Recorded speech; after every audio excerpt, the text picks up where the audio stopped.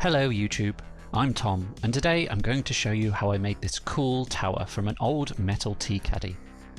I've got tons of empty tea caddies, as I love proper loose leaf tea, and, not sponsored, but the tea makers of London are my go-to for awesome tea goodness.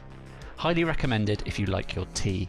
They do the absolute best lapsang souchong that I've found. So, here's the tea caddy. You can see from my rough sketches the basics of the design, which I then took into Adobe Illustrator. There I made cut files for the Circuit Explorer 3 to cut this out on Serial Packet. I think it's worth saying that the circuit is a great time-saving piece of kit, but this project would be entirely possible manually cutting all the parts. Once the pieces were removed from the cutting mat, they required a little cleanup, where the circuit hadn't quite gone through all the way. I tried to find the best balance of most cuts making it through without too much wear of the mat. To increase the rigidity and thickness as well as add some detail elements, a lot of the component parts were glued in layers. These layers also serve to make nice holes for the tabs to line up, as you'll see later. This was easily the most laborious and boring part of the build. That said, it would have been the second most laborious and boring part if I'd had to cut the parts myself.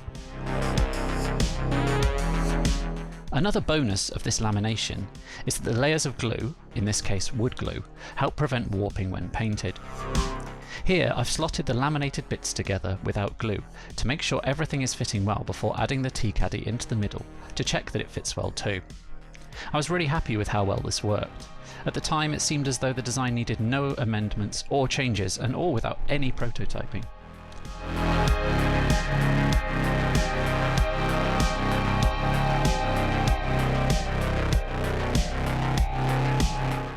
Next up, I added all the studs to the uprights before the final construction. This was a great idea, as adding these afterwards would have been really fiddly and annoying. While I was waiting for the studs to finish drying, I clipped the overhanging alignment tabs off the ladders with my snips. Then came the process of gluing the main part of the build together. This took longer and was harder than I had expected. Even though everything fitted really well without any glue, when the time came to do the gluing, it seemed really difficult for some reason. I think I'd underestimated the amount of twist that was possible. Even the top cap and the middle walkway weren't enough, and I think if I were to make one of these again, I'd definitely add a little bottom section with alignment tabs to square everything up better. I also somehow managed to distort the middle walkway. Again, I'm not entirely sure what happened, as this distortion was not present on the dry fit. In hindsight, I don't think the tea caddy was a 100% perfect diameter circle, and making the centre opening a touch wider would help prevent this happening again. Here the glue is dried, and I've added some of the handrails, but not glued them in yet. My original design used flat cereal box handrails, but I decided to try out this 3mm aluminium wire to spice things up a bit. To be honest, I was concerned about them being a little wibbly wobbly, and had this been intended as a more pristine model, they would have looked too janky.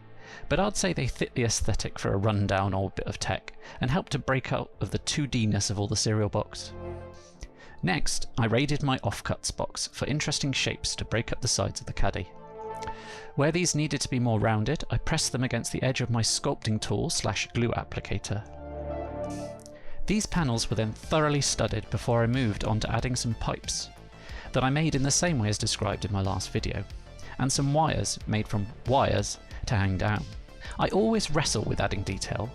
Too much and it's a lot to paint, and you have bits you inevitably end up breaking off, but too little can leave pieces a little flat and lifeless. I feel I managed the balance well on this one. The tower then got a base coat of white gesso and an airbrushing of 2 tones of grey blue to help subtly add dimension.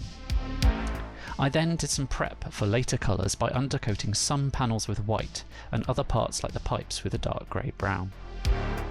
Following this, I wanted to add some freehand markings for scale and interest. It was tricky and time consuming, but it was good fun and really added to the overall look.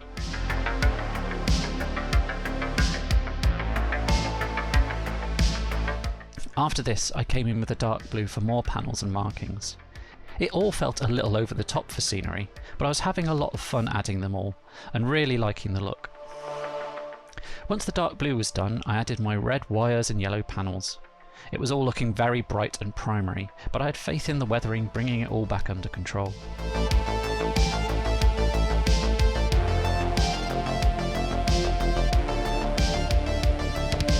Next came a sponging of dark brown chipping, liberally applied in areas of high wear and areas lacking in a little visual noise. After this, the whole tower got a good coat of polyurethane gloss varnish. The gesso had done a great job of adhering to the metal TEA CADDY, but accidental scratches were still quite easy, even when handling it carefully. The varnish made the paint really durable and the surface nice and flowy for the next step: oil paint. Back when I was a young 2D artist, oil paint was my go-to. The smell of turpentine, white spirits and linseed oil still bring back strong memories of long, unventilated painting sessions full of mind-bending creativity from the fumes. I don't recommend that at all, by the way. I was young and foolish and it's not a good idea. Anyway, it feels very natural to come back to oils, and even though my windows are now open and my spirits odourless, it was great fun using them for weathering. My barrier for entry was very low. Mixing the right consistency, using another brush for streaking and blending, all came back to me like riding a bike. But even if you've not tried them, I'd highly recommend giving oils a go. I'd applied my oil paint nice and thin, and it was dry in a day or so and ready for a final bit of fluorescent pink for the viewing windows, and a gloss varnish mixed with matte varnish for a balance of durability and flatness. And there we have it. It's not perfect, but it doesn't need to be. Its slight wonkiness adds to the character, and I think I nailed just the right amount of detail. Well, I hope you enjoyed that walkthrough of its creation, and think it's as cool as I do. Any questions or thoughts, please pop them down in the comments. I'd love to hear from you, and see you next time.